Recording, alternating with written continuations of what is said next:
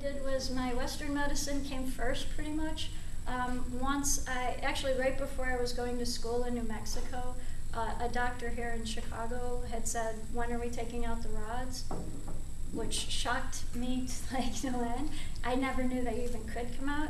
And he just was so passive with it. It was like, oh, we'll just, use the same scar and pull them out, and 3 days later, that's it. And I was, in complete shock.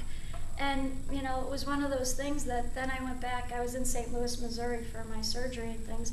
And I went back to the original doctor and showed him my x-rays and everything. And then as I went through therapy school, I kind of checked in with each instructor and, what modalities were happening at the time.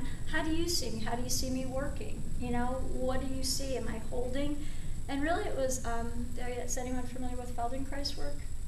And so with Feldenkrais, one of my instructors sent me to a Feldenkrais practitioner, and he did a really in-depth assessment of my body and said, yeah, you have limited range, but there's so much that you can do.